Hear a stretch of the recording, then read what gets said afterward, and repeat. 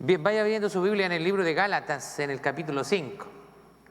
Bueno, quiero compartirle que estoy bien animado, bien contento. Usted me ve con playera, yo los veo a algunos de ustedes con chaqueta, con coats. Y yo vengo de un clima pero que estaba espectacular. De hecho, quería quedarme allá. Bueno, el Señor me permitió poder pasar unos días allá en Orlando, Florida, pero no se crea, yo no fui de vacaciones. Algunos dicen, el pastor estuvo en la playita y todo, me habría gustado. Pero fuimos con un grupo de pastores del distrito a la conferencia anual de Exponential. Esta es una conferencia que se hacen en diferentes ciudades de los Estados Unidos y la conferencia más grande está allá justamente en Orlando. Se hace todos los años esta conferencia, considerada una de las más grandes conferencias aquí en los Estados Unidos para plantadores, multiplicadores y también desarrollo de liderazgo. Así que un privilegio estar allá con alrededor de 5,000 personas de diferentes partes del país. Así que vengo bien animado, aprendí muchas cosas. Eso es parte del entrenamiento continuo que nosotros tenemos que tener los pastores. No simplemente quedarnos con lo que sabemos, sino que buscar más para también de alguna manera poder bendecir al pueblo del Señor. Así que bien entusiasmado. Por eso usted me ve con playerita aquí, llegando a Scranton. Por favor, póngase de pie, busque conmigo. Vamos a leer Gálatas en el capítulo 5, versos 16 al 26. Gálatas capítulo 5 del versículo 16 al 26. Y esta parte de la escritura se titula Las obras de la carne y el fruto del Espíritu Santo. Usted seguramente lo ha escuchado antes. Así que vamos a leer ahí, sígame. Les digo pues, anden en el Espíritu y no satisfagan los deseos de la carne. Porque el deseo de la carne es en contra del Espíritu, y el del Espíritu es contra la carne, y estos se oponen entre sí para que ustedes no hagan lo que quisieran. Pero si ustedes son guiados por el Espíritu, no están bajo la ley. Y manifiestas son las obras de la carne, que son adulterio, fornicación, inmundicia, lascivia, idolatría, hechicerías, enemistades, pleitos, celos, iras, contiendas, disensiones, herejías, envidias, homicidios, borracheras, orgías y cosas semejantes a estas,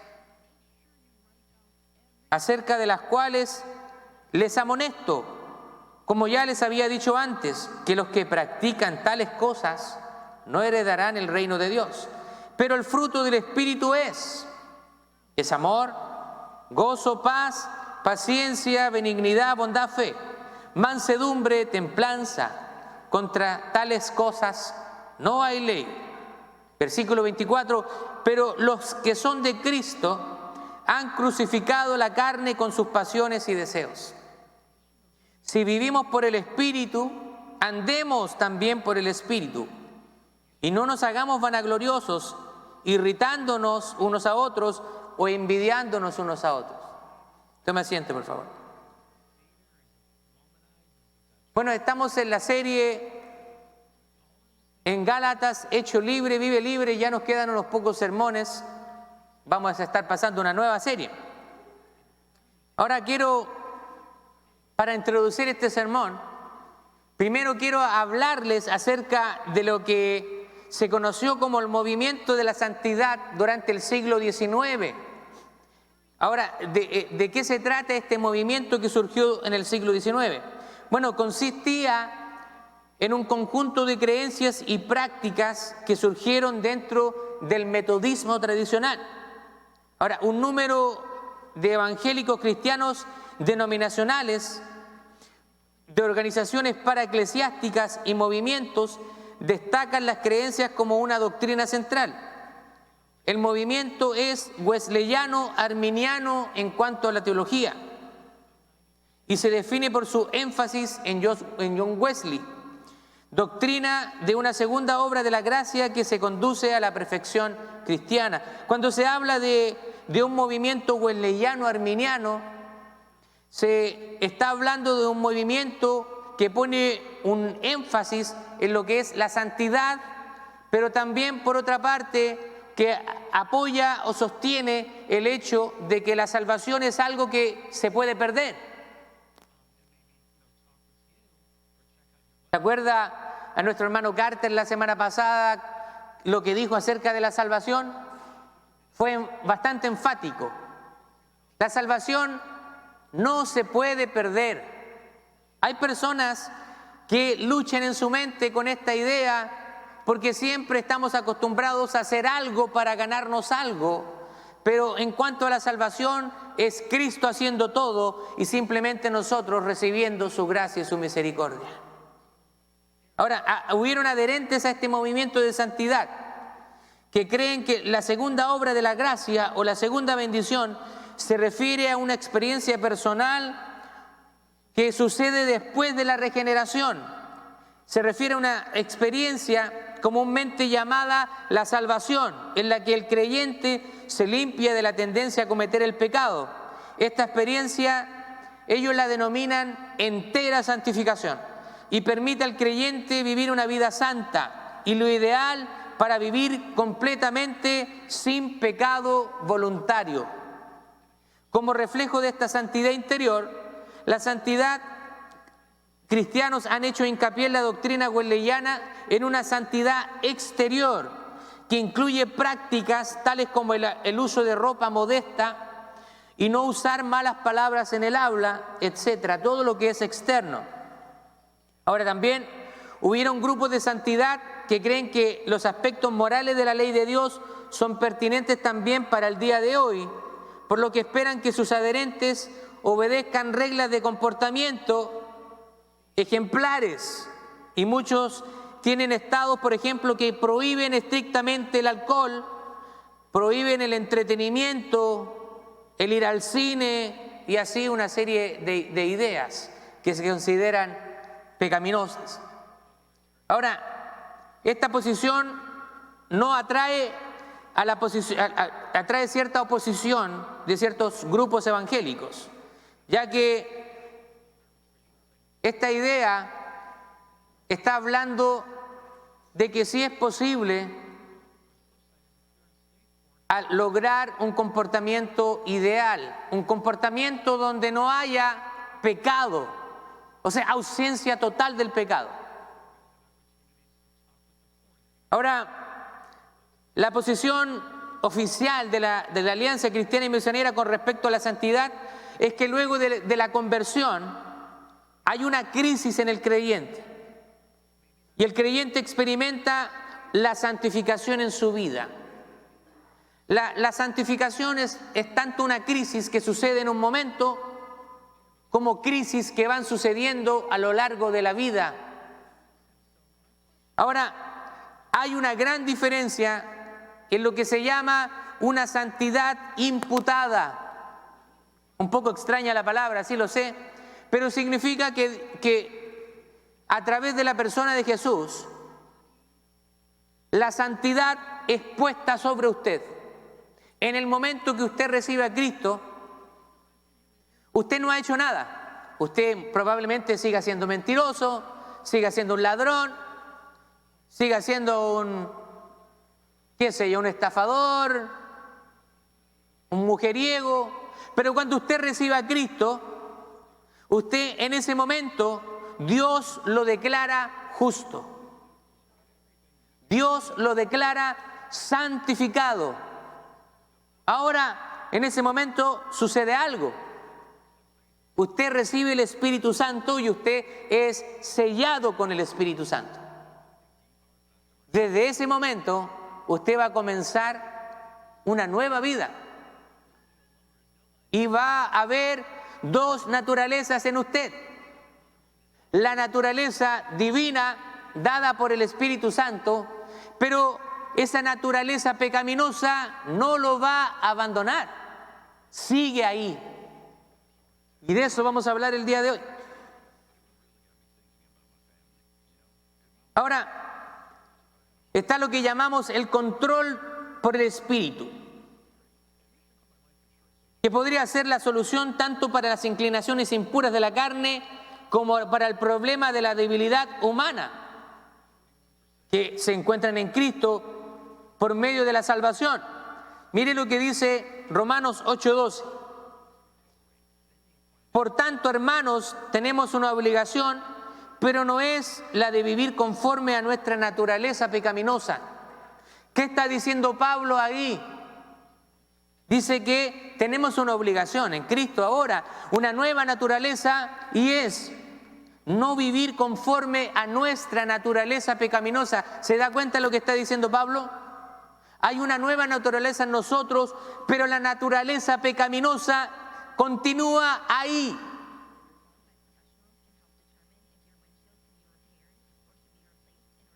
Ahora, está el aspecto también que se llama aspecto decisivo. Dice, todo cristiano entonces, consciente e intencionalmente, debe entregar su vida al Espíritu Santo. Y aquí es donde se comienza a experimentar una crisis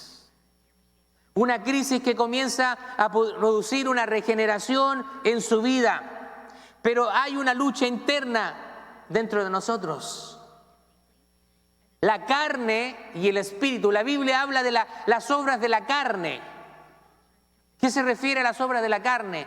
Las obras de la carne se refiere a esos deseos pecaminosos que luchan dentro de nosotros aún habiendo sido salvados.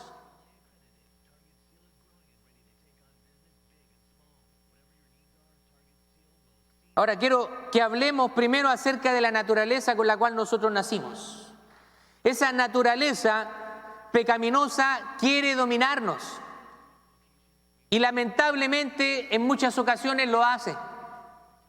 Ahora, esta naturaleza pecaminosa fue heredada por Adán luego de que apareció el pecado en el mundo. El apóstol Pablo en el libro de Romanos, en el capítulo 5, versículo 12, dice, por tanto, como el pecado entró en el mundo por un solo hombre, y por medio del pecado entró la muerte, así la muerte pasó a todos los hombres, por cuanto todos pecaron. Así que, ¿somos todos pecadores? Sí, somos pecadores.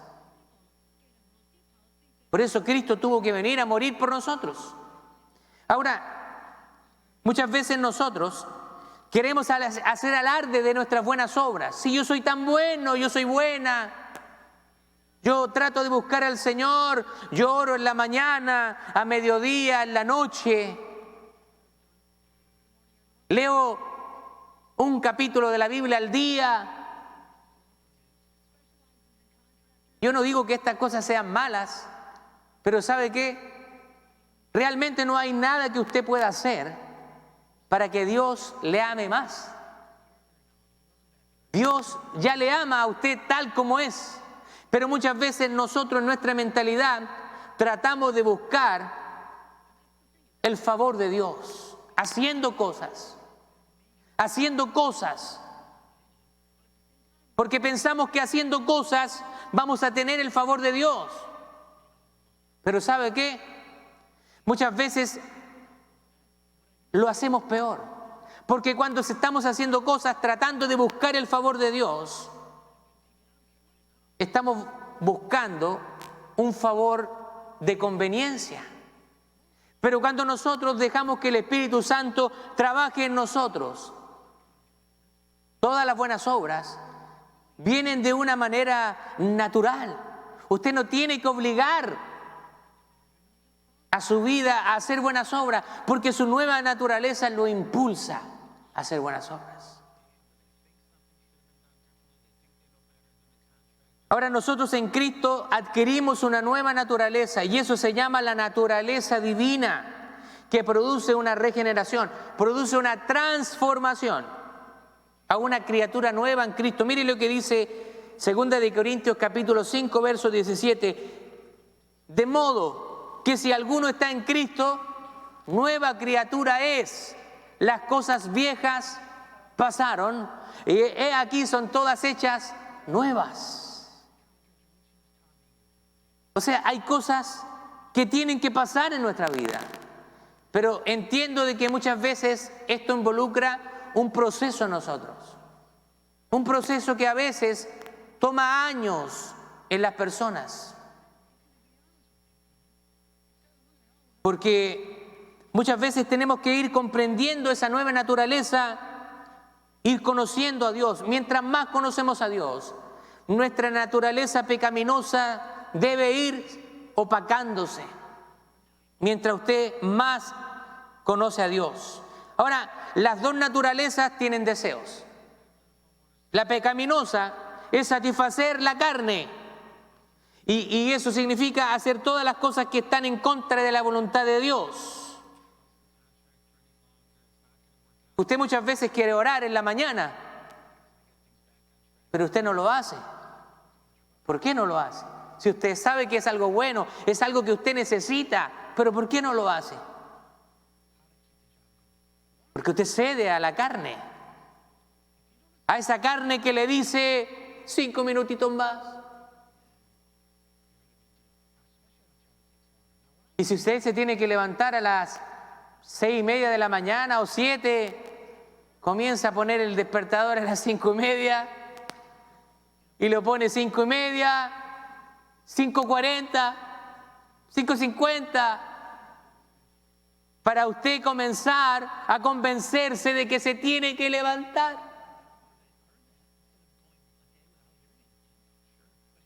Algunos tenemos que estar sacando un poco menos con un palo a nuestros hijos de la cama.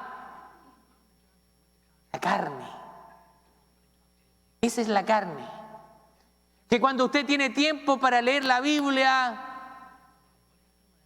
es mejor ponerse a ver un partido de pelota, la telenovela, una película. Usted sabe que le hace bien leer la Biblia, pero es más entretenido ver la película. Eso es ceder a la carne. Nosotros no sabemos balancear las cosas. Siempre nos vamos a inclinar a satisfacer nuestra carne. Así que está esa naturaleza que tiende a satisfacer la carne, y está la naturaleza divina que quiere agradar a Dios. Así que hay una lucha allí dentro de usted. Está luchando. Y ahí está presente en todos. Quizá usted viene a la iglesia y nosotros nos conocemos aquí, quizá no nos conocemos mucho. Aquí mostramos una apariencia y podemos engañarnos acá, seamos sinceros. Quizá usted aquí se comporta como un angelito, una angelita, pero quién sabe cómo usted se comporta en casa. Los varones que somos casados, ¿qué andamos mirando? ¿O cómo miramos a otras mujeres? Obras de la carne. La tendencia pecaminosa. Quiero decirte una cosa. Esta batalla va a ser librada durante toda la vida. Pastor, nos está dando harta esperanza, pastor. Sí, yo quiero ser realista contigo, quiero decirte las cosas como son.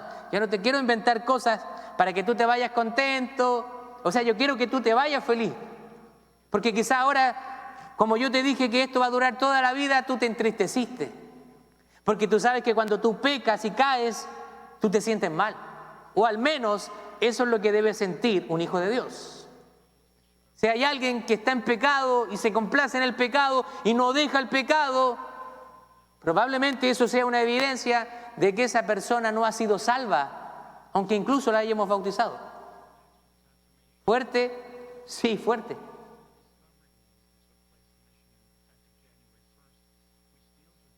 Decir una oración o bautizarte no garantiza que realmente estés tomando una decisión en conocimiento. Tu decisión tiene que ser una decisión en convicción, una decisión que realmente tú estés determinado.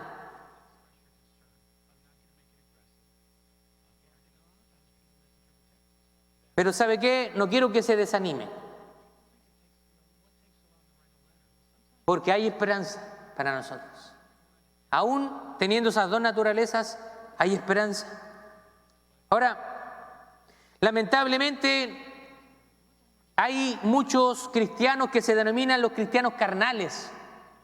Y la Biblia habla de los cristianos carnales, lo que significa que ceden a la carne, ceden a sus deseos pecaminosos. ¿Y sabe qué sucede con esos cristianos carnales? No leen la Biblia, no oran, no crecen espiritualmente, no experimentan madurez, están en un status quo durante años.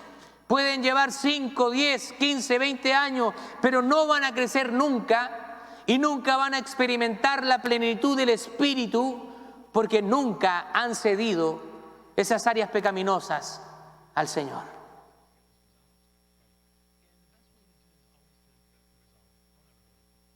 Esos cristianos carnales, Dios no los puede usar como Él quiere. No los puede usar, porque hay una resistencia en ellos a reconocer sus faltas, a mostrar una imagen de perfección que no la tienen, y por lo tanto se resisten al Espíritu de Dios.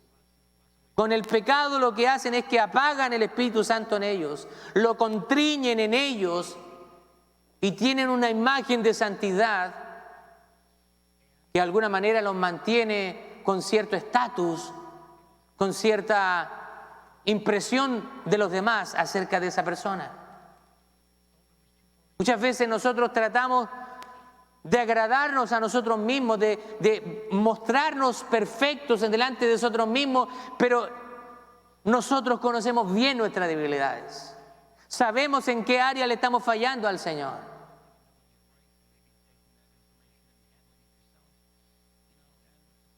Ahora, por otra parte, Él quisiera que nosotros fuéramos cristianos espirituales. Esos cristianos que están buscando la voluntad de Dios y que dan mucho fruto. La palabra del Señor acá habla acerca del fruto del Espíritu, que es amor, gozo, paz, paciencia, benignidad, bondad, mansedumbre, templanza. Y contra tales cosas dice que no hay ley. Eso es lo que debe reflejar un cristiano que está viviendo en el Espíritu, una persona gozosa, una persona llena de amor, que en su vida esté experimentando paz, una persona paciente, una persona bondadosa, benigna, una persona mansa. ¿Sabe lo que es mansedumbre? Eso tiene que ver con el autocontrol.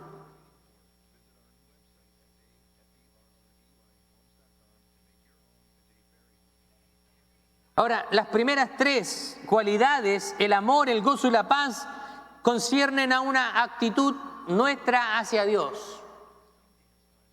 Él nos da amor, Él nos da gozo y nos da paz. Ahora, la segunda, paciencia, benignidad y bondad, tienen que ver con nuestras relaciones sociales. O sea, cómo nosotros nos comportamos con las otras personas. La relación horizontal que se llama. O sea, mostremos paciencia con las demás personas, mostremos benignidad y mostremos bondad. Ahora, el tercer grupo describe los principios que guían la conducta cristiana. ¿Qué significa esto? La fe, la mansedumbre y la templanza. Ahora, ¿cuál es la clave para ganar esta batalla? Ya sabemos que hay dos naturalezas dentro de nosotros que están peleando. ¿Usted se acuerda cuando veíamos en las películas La Conciencia? Aquí por acá un diablito rojo y por acá un angelito, y le decía, hazlo, sí, hazlo. Y estaba el angelito por acá, no, no lo hagas, no lo hagas. Y ahí la persona, ¿qué hago? ¿Lo hago o no lo hago? Si quiero hacerlo. Pero por otra parte, sabe que eso le va a causar problemas. Bueno, algo así sucede en nuestro interior. Esas dos naturalezas están ahí hablando en nuestras mentes. Hazlo. ¿Quién se va a enterar? Aquí no está el pastor, no está la hermana chismosa. Hazlo. Y por otra parte está el Espíritu Santo en usted y le dice, no lo hagas. Piensa en las consecuencias. Eres un hijo, una hija de Dios. Y muchas veces, ¿qué hacemos? Callamos la voz del Espíritu y cedemos a la carne. Pero la clave para ganar la batalla, ¿sabe lo que es? Es andar en el Espíritu. Pastor, pero nos dejó igual. ¿Qué significa? ¿Qué significa andar en el Espíritu? Andar en el Espíritu significará andar teniendo visiones todo el día, hablar en lenguas, son dones. No significa andar en el Espíritu. ¿Qué significa andar en el Espíritu? Andar en el Espíritu significa dejarse controlar por el Espíritu, someterse al Espíritu. Ahora, la gran pregunta que yo le voy a hacer es, ¿a quién voy a someterme? La cosa aquí, usted no tiene que pelear, no es una pelea, no es que usted esté peleando con su naturaleza pecaminosa. ¿Sabe por qué? No lo quiero desanimar, pero usted no va a ser capaz de vencerla. Usted no va a vencer su naturaleza pecaminosa. Métase eso en la cabeza, esto no es con fuerzas humanas.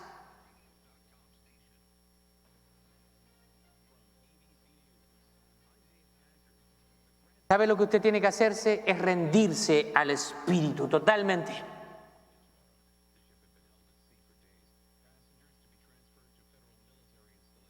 ¿Qué significa esto? Significa ofrecernos, someternos al Señor en sacrificio vivo.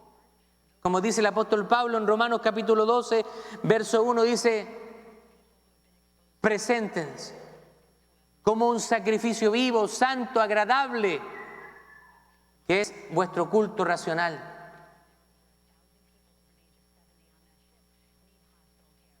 Es solamente a través del poder del Espíritu que nosotros podemos vencer y dejar de satisfacer nuestros deseos carnales y nuestros deseos pecaminosos.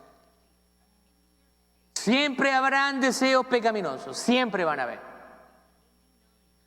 Pero ¿sabe qué? La clave es, aunque estén ahí, usted no tiene que satisfacerlos. La palabra clave acá es someterse. Someterse. ¿Difícil? Claro. Nos cuesta desde pequeñitos. Ya los niños ya quieren hacernos gallitos ya de chiquititos. Quieren ganar. Quieren que cedamos a sus berrinches, a sus caprichos. Así que esa naturaleza se manifiesta a temprana edad en nosotros. En el matrimonio, ¿para qué decir? ¿Difícil someterse? Claro que sí. ¿Someterse uno a otro es difícil? Claro que sí.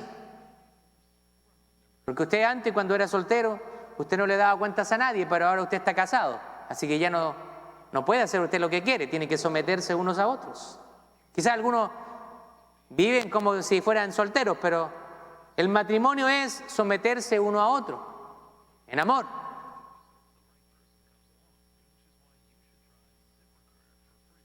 Santiago capítulo 4, verso 7 dice, por tanto, sométanse a Dios. Resistan entonces al diablo y él huirá de vosotros.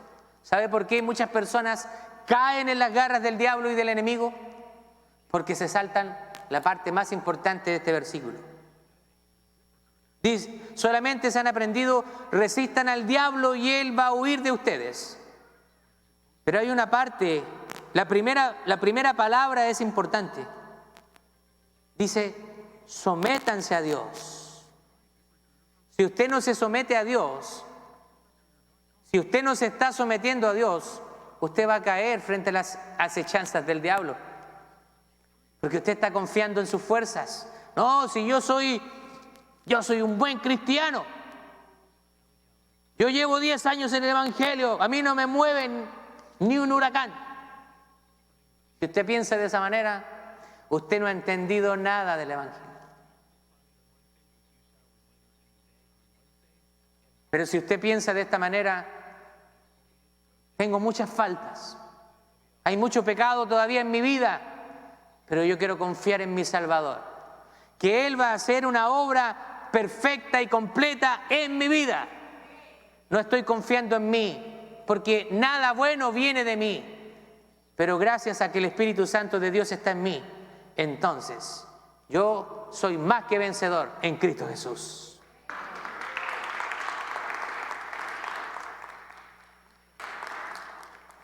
Esta palabra que se utiliza para someterse es una palabra del idioma original que da la idea de obediencia, de sumisión. Y muchas veces se utilizaba para domesticar animales. Sí, a veces el Señor tiene que domesticarnos a nosotros, porque a veces venimos bien frente al Señor. No queremos someter nuestras áreas. A veces el Señor conoce las áreas donde nos estamos resistiendo, pero Él quiere trabajar en toda área en tu vida. No, Señor.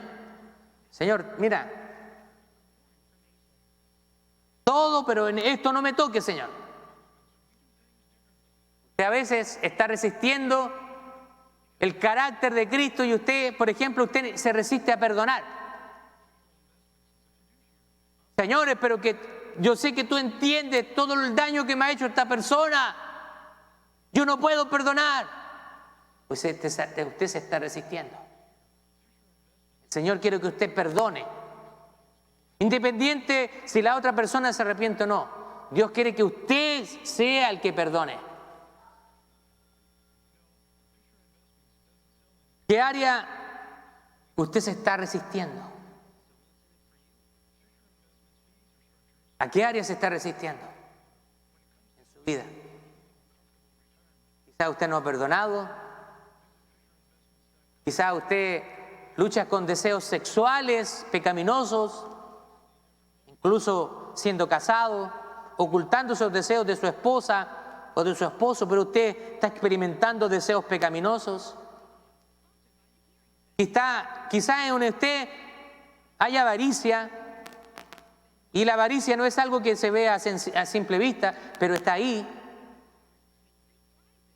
Quizá usted se está resistiendo con su bolsillo al Señor y está diciéndole al Señor, no, Señor, mira, yo, Señor, te entrego toda mi vida, pero menos la billetera. Esto no.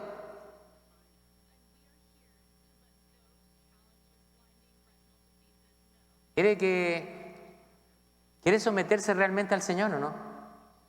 ¿Usted comprende de que Dios quiere todas las áreas de nuestra vida? Pero esta es la parte que más nos cuesta muchas veces. No queremos. Somos mezquinos con el Señor.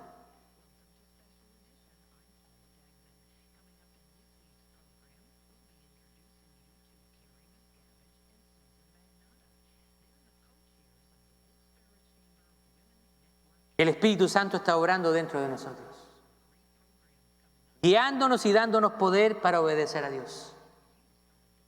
La ley siempre nos va a condenar y nuestra naturaleza nunca buscará agradar a Dios, porque nuestra naturaleza nos lo impide.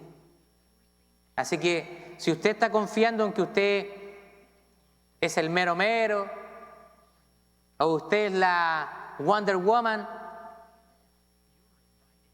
déjeme decirle que no es la manera de pensar. Hoy en día, sobre todo a las mujeres, se le ha dado un énfasis en el feminismo, lo mal llamado feminismo. Nosotros podemos buscar principios bíblicos y el Señor ya nos mandaba a honrar a las mujeres. No necesitamos feminismo para saber lo que tenemos que hacer, nos basta con ir a la Biblia. Y el saber que el Señor nos dice que amemos a nuestras mujeres como Cristo amó a la iglesia, que las tratemos como vaso frágil, que las honremos. No necesitamos el feminismo para obedecer la palabra de Dios. Ahora veamos lo que dice la palabra de Dios acerca de las obras de la carne. ¿Qué es lo que es la obra de la carne? El adulterio, la fornicación. Ahora, ¿qué es lo que es la fornicación? Muchas veces nos imaginamos la fornicación como las relaciones sexuales fuera del matrimonio, pero no solamente involucra eso la fornicación. La fornicación incluye todo tipo de acto sexual pecaminoso. Cualquier tipo de acto sexual pecaminoso es fornicación. De hecho, la palabra que se traduce como fornicación es la palabra porneia. Porneia, en el idioma griego, y esa palabra se utiliza para el porno o por la pornografía hoy en día.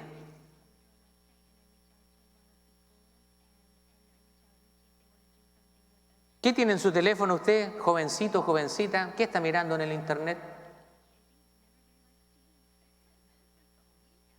Usted puede engañar a su papá, me puede engañar a mí como pastor, pero hay alguien que lo está mirando.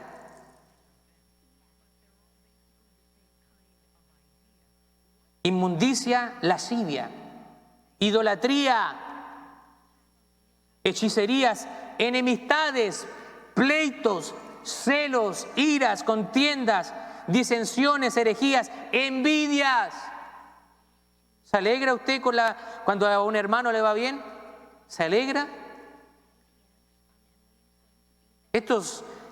Estos pecados, si usted se da cuenta, no son pecados muy externos. Usted no ve una persona envidiosa mirándole la cara. Bueno, quizá a veces puede manifestar algo como... ¿Se alegra? ¿Se alegra cuando a alguien le va bien? ¿Cuando el Señor está usando a alguien?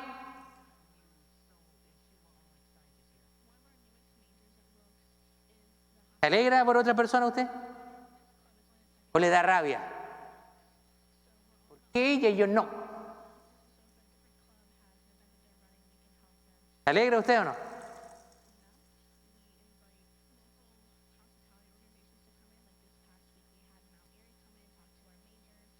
Homicidios, borracheras, orgías.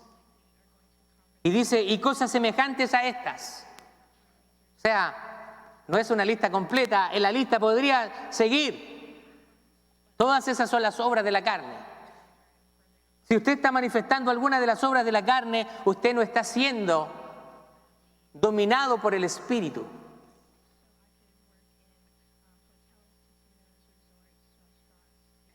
Ahora, la carne también puede vestirse de manera religiosa. ¿Sabía usted eso?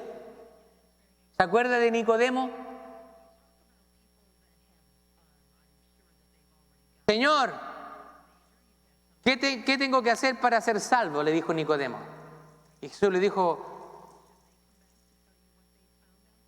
tienes que guardar la ley. ¿Se acuerda Dios? El Señor le empezó a recetar muchas cosas. Y él le dijo, pero si todo esto yo lo he guardado desde mi juventud. Como que hasta Nicodemo yo creo que sacó pechito. Y como, Señor, si yo he hecho todas esas cosas.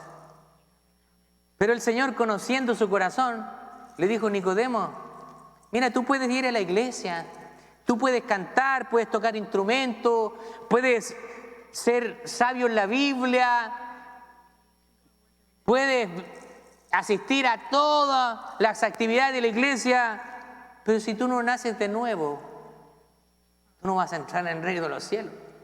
Tú tienes que nacer de nuevo. En otras palabras, Jesús le dijo a Nicodemo, mira Nicodemo, estuviste perdiendo el tiempo. Todo eso que tú hiciste, realmente estuviste perdiendo el tiempo porque tú no conociste realmente a Dios. Te dedicaste a cumplir una serie de normas y de leyes, pero tú no conociste a Dios. Y ahora yo estoy aquí delante de ti. Jesús le dijo. Así que ahora tú tienes que nacer de nuevo. ¿Se imagina? Ese Nicodemo es como que le hayan dado un tremendo combo, un tremendo golpe.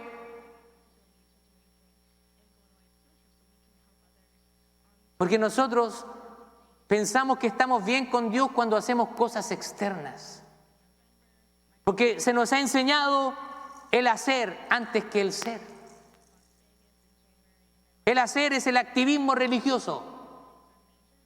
Nosotros miramos las iglesias muy tradicionales, iglesias generalmente carismáticas, pentecostales, y a ti te obligan a hacer cosas o te impulsan a hacer cosas. Si tú estás haciendo cosas, entonces tú estás bien.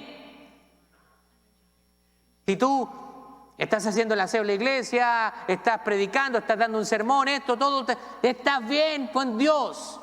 Pero resulta que ese que está haciendo tantas cosas en la iglesia es grosero con su esposa, anda mirando a otras mujeres en su trabajo, engañan sus impuestos. ¿Te das cuenta? Nos han enseñado el activismo religioso, que el ser es después del hacer. Y esto no es así. Primero tú tienes que ser. Tú tienes que enfocarte en el ser en ti, para que después el hacer venga de una manera natural en tu vida. Así que nos podemos vestir religiosamente, y la demás gente pueden decir que nosotros somos cristianos ejemplares, pueden mirarnos externamente, pero Dios conoce nuestra vida verdadera. Y damos gracias a Dios que Él no nos destruye. Porque si dependiera de nuestras obras, ya estaríamos muertos. ¿Usted sabía lo que era estar frente a la presencia de Dios? Ningún hombre podía estar frente a la presencia de Dios, porque su gloria nos haría caer fulminados. Como aquel hombre, ¿se acuerda? Cuando estaban trasladando el arca. Aquel hombre que se iba a caer en el arca y la va a tomar para que no se caiga y muere en el instante. Nosotros podíamos decir, pero ¿cómo? Si él iba a hacer algo bueno, si iba a caer el arca, a lo mejor se iba a dañar. Y él lo único que fue a hacer era tomarla y el Señor lo fulmina ahí y lo mata enseguida. Porque el Señor está enseñando algo para acercarnos a Él. Él es el que pone las reglas. Nosotros no somos los que ponemos la regla, pero muchas veces nosotros queremos poner las reglas al Señor. Y Él es el que pone las reglas para poder acercarnos a Él. Él había establecido cómo trasladar el arca y ellos ya de un principio habían desobedecido.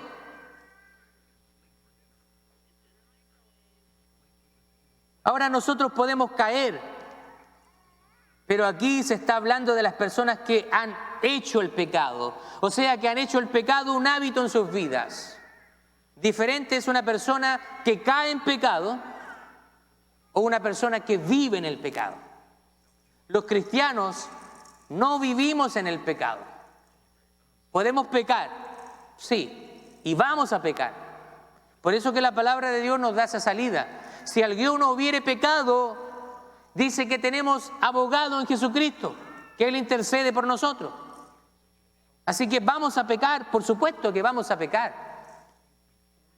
Muchas veces vamos a ceder al pecado, pero una cosa es vivir en el pecado y lo otro es caer ocasionalmente en el pecado.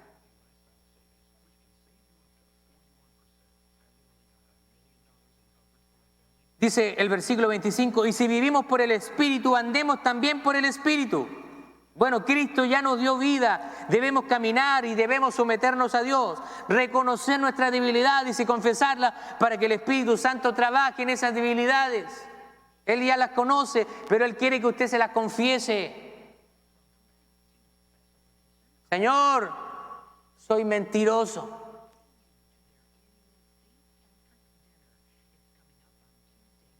Señor, tengo un problema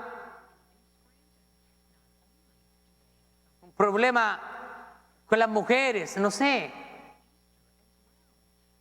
Señor, me altero demasiado fácil. Usted sabe cuál es su problema. Sométase al Señor. Confiese su pecado para que Él le ayude. Ahora, si en tu vida son visibles las obras de la carne, estás viviendo la carne. No hay otra cosa. No estás caminando en el Espíritu Santo. Eres lo que se llama un cristiano carnal. Ahora, para terminar, este conflicto nunca va a terminar hasta que seamos transformados a la imagen de Cristo.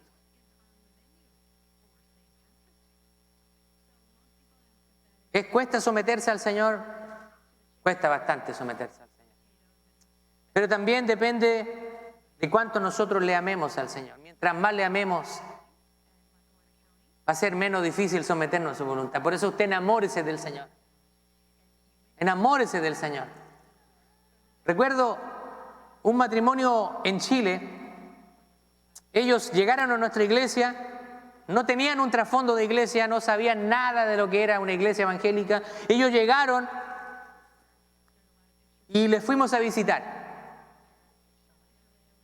Cuando les fuimos a visitar, estuvimos conversando con ellos y ellos nos contaron cómo se habían conocido y nos dimos cuenta de que ellos estaban viviendo en unión libre. ¿Qué significa unión libre? Ellos no se habían casado. Bueno, inmediatamente, como ellos lo expusieron, el Espíritu Santo me empieza a amonestar y me dice, bueno, háblale, exhórtale con amor, pero háblale. Entonces, en ese momento yo les exhorté, les hablé en amor, le dije, bueno, la voluntad del Señor es que nosotros podamos ser un matrimonio. Si ustedes están viviendo en unión libre, lamentablemente no es la voluntad de Dios. Se lo dije con amor, pero les dije la verdad. En ese momento, ambos se quedaron mirando así, sorprendidos y temerosos. ¿Sabe lo que dijeron ellos? Pastor, ¿sabe que nosotros no sabíamos esto? Pero en ese momento, ellos, como dicen en México, les cayó el 20. Les alumbró el foco. Y ellos se dieron cuenta de que estaban mal. Bueno, fue una visita preciosa, oramos por ellos. Después yo me fui a mi casa y en esa misma semana recibo una llamada telefónica. Y me dice, pastor, le tengo una noticia. Le dije, me va a invitar a comer. Pastor, quiero decirle que sacamos una hora en el registro civil para casarnos. ¿Y sabe qué? Hay algo más. Usted es el primer invitado, es la primera persona que le decimos. Yo me quedé impactado.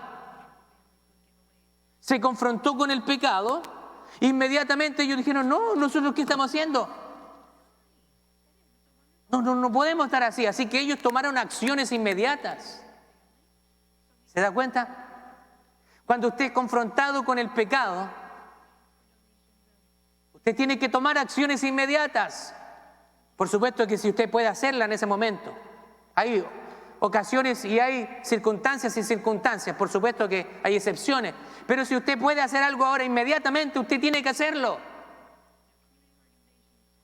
Pero muchas veces nosotros no queremos obedecer la ley de Dios. No queremos porque es algo que nos incomoda. ¿Y sabe por qué les incomoda? Porque realmente no estamos enamorados del Señor. Cuando usted está enamorado del Señor, ya usted, su vida queda en un segundo, en un tercero y en un cuarto lugar. Cuando usted se empieza a enamorar del Señor, usted se va a dar cuenta que no hay nada que usted puede negarle a su Señor. Ni siquiera un mejor pasar económico. Nada usted va a poder negarle al Señor. Ahora, quiero terminar con esto. El método de santificación de Dios no es activismo. ¿Sabe lo que es el activismo? O sea, una actividad autosuficiente. Yo puedo hacer. Si yo hago hartas cosas en la iglesia, entonces me estoy santificando. No. El método de santificación de Dios no es activismo. Si usted está haciendo cosas en la iglesia, gloria a Dios. Usted hace simplemente lo que tiene que hacer, usted sigue siendo un siervo y una sierva inútil.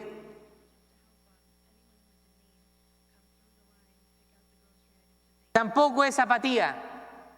La santificación tampoco es apatía, significa ser dependiente de Dios sin hacer nada. Ah, bueno, Dios me va a santificar, así que yo me quedo aquí en mi sofá esperando que Dios me santifique y yo no voy a hacer nada. No. Ambas posiciones no son correctas. El activismo religioso, ni la apatía o el conformismo, no. Ese no es el método de Dios para la santificación. ¿Sabe cuál es el método de Dios? Es un esfuerzo, pero dependiente de Dios. Es un esfuerzo dependiente de Dios. Sí, usted tiene que esforzarse, pero dependiendo en Dios y no en sus fuerzas. Porque la palabra del Señor dice que el corazón es engañoso, más que todas las cosas. Usted un día va a estar aquí y va a decirle al Señor: Señor, llévame donde tú quieras. Por ti, Señor, soy capaz de hacer cualquier cosa. Y el Señor le va a decir: te quiero enviar de misionero a Wuhan, China. ¿Qué va a decir usted? Bueno, sabiendo que sin la habilitación de Cristo no podemos hacer nada moralmente hablando como deberíamos, y que Él está listo para fortalecernos para todo lo que tenemos que hacer, entonces debemos permanecer en Cristo, pidiendo su ayuda constantemente, reconociendo nuestras debilidades. Filipenses 4:13, ¿qué es lo que dice? Todo lo puedo en Cristo que me fortalece. Pero si usted conoce el contexto de Filipenses, Pablo no está diciendo yo puedo hacer cualquier cosa. O sea, ¿qué significa? Si usted tiene que escalar una montaña, todo lo puedo en Cristo que me fortalece, así que voy a escalar la montaña.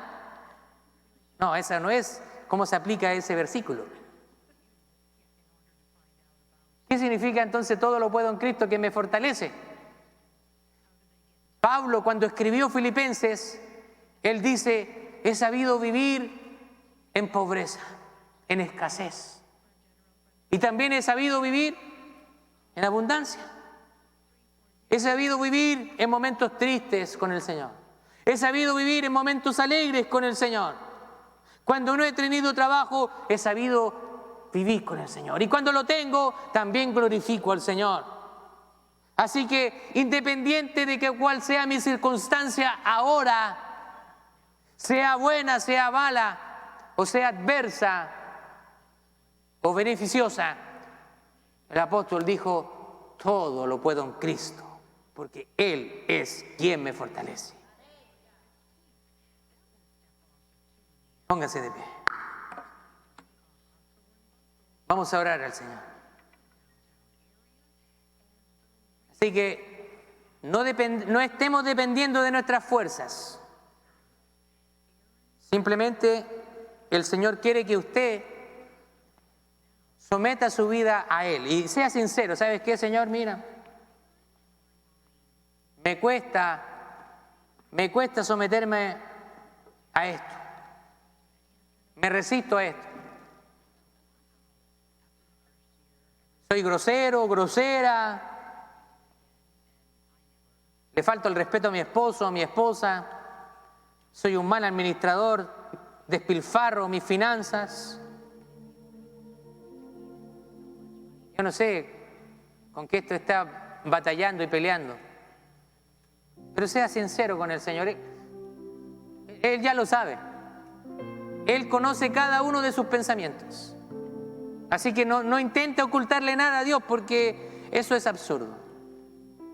Simplemente usted confiésele sus pecados delante del Señor. Ninguno de nosotros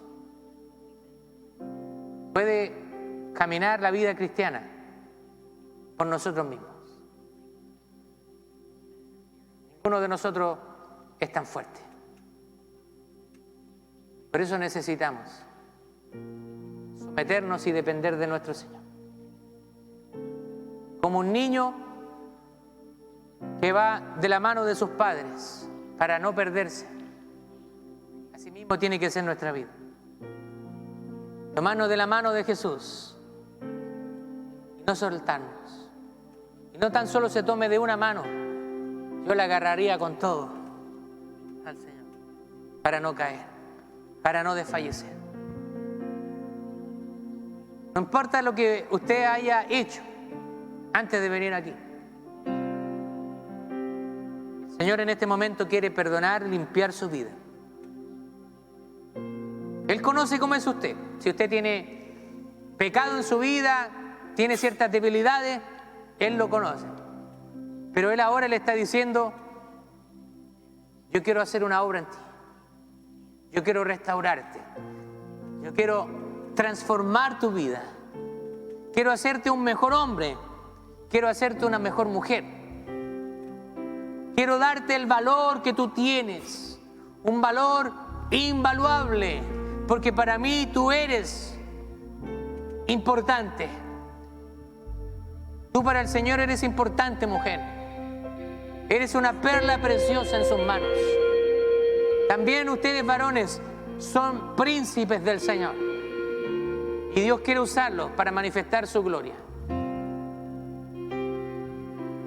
Señor Jesús, en esta hora te agradecemos, Señor. Perdónanos si hemos estado dependiendo en nuestra fuerza, Señor, para alcanzar la santificación. Esto es un esfuerzo con sometimiento, esforzándonos, pero tomando las fuerzas de parte tuya. Señor, bendícenos. Señor, toca nuestras vidas. Oh Espíritu Santo, en esta hora, Señor, muévete en cada corazón. Muévete en cada vida, Señor. Derrama tu presencia. Señor, comienza a llenar aquellos corazones, Señor. Aquellos corazones necesitados, aquellos corazones que han llegado, Señor, vacíos. Y si hay aún corazones de piedra que están endureciéndose a la voz de tu llamado, en esta hora quebranta esas piedras. En el nombre de Jesús. Señor, lejos de ti nada podemos hacer. Nuestra vida depende totalmente de ti. En el nombre de Jesús, vamos a adorar al Señor. Quédese con esa...